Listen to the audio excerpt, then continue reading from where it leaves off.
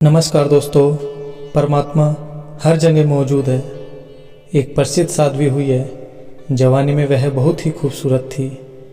एक बार चोर उसे उठाकर ले गए और एक वैश्य के कोठे पर ले जाकर उसे बेच दिया। अब उसे वही कार्य करना था जो वहाँ की बाकी औरतें करती थी। इस नए घर में पहली रात को उसके पास एक आदमी लाया गया। उसने तुरंत बातचीत शुरू कर दी। आप जैसे भले आदमी को देखकर मेरा दिल बहुत खुश है, वह बोली। आप सामने पड़ी कुर्सी पर बैठ जाए, मैं थोड़ी देर परमात्मा की याद में बैठ लूँ। अगर आप चाहे तो आप भी परमात्मा की याद में बैठ जाए। यह सुनकर उस नौजवान की हैरानी की कोई हद न रही।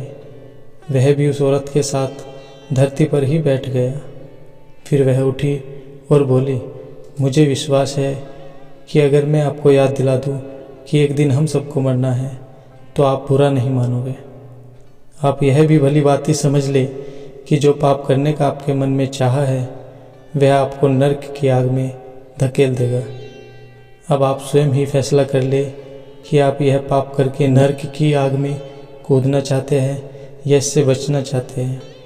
यह सुनकर नौजवान हक्का बक्का रह गया।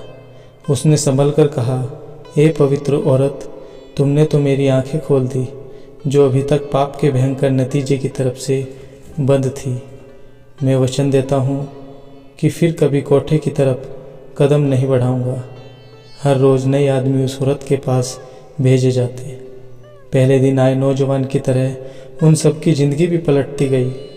उस कोठे के मालिक को बहुत हैरानी हुई कि इतनी खूबसूरत और नौजवान औरत है और एक बार आया ग्राहक दोबारा उसके पास जाने के लिए नहीं आता, जबकि लोग ऐसी सुंदर लड़कियों के दीवाने होकर उसके इर्द गिर्द घूमते हैं। यह राज जानने के लिए उसने एक रात अपनी पत्नी को ऐसी जगह छुपा कर बिठा दिया जहाँ से वह उस औरत के कमरे के अंदर सब कुछ देख सकती थी। वह यह जानना चाहता था कि जब कोई आदमी उस औरत के पास भेजा जाता है तो वह उसके साथ कैसे पेश आती है। उस रात उसने देखा कि जैसे ही ग्राहक ने अंदर कदम रखा, औरत उठकर खड़ी हो गई और बोली, आओ भले आदमी, आपका स्वागत है। आपके इस घर में मुझे हमेशा याद रहता है कि परमात्मा हर जगह मौजूद है। वह सब कुछ देखता है और जो चाहे कर सकता है। आपका इस बारे में क्या ख्याल है?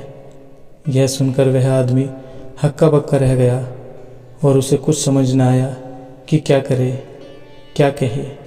आखिर वह कुछ हिचकिचाते हुए बोला, हाँ पंडित और मौलवी भी कुछ ऐसा ही कहते हैं।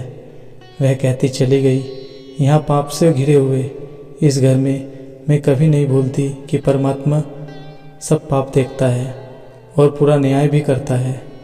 वह हर इंसान को उसके पाप की सज़ा ज़रूर देता है। जो लोग यहाँ आकर पाप करते हैं उसकी सज़ा पाते हैं। उन्हें अनगिनत दुख और मुसीबतें झेलनी पड़ती हैं। मेरे भाई, हमें मनुष्य जन्म मिला है भजन बंदगी करने के लिए, दुनिया के दुखों से हमेशा के लिए छुटकारा पाने के लिए, परमात्मा से मुलाकात करने के लिए, नेकी जानवरों से भी बदतर बनकर उसे बर्बाद करने के लिए। पहले आए लोगों की तरह इस आदमी को भी उस औरत की बातों में छुपी सच्चाई का एहसास हो गया। उसे ज़िंदगी में पहली बार महसूस हुआ कि वह कितने घोर पाप कर रहा है और आज फिर करने जा रहा था।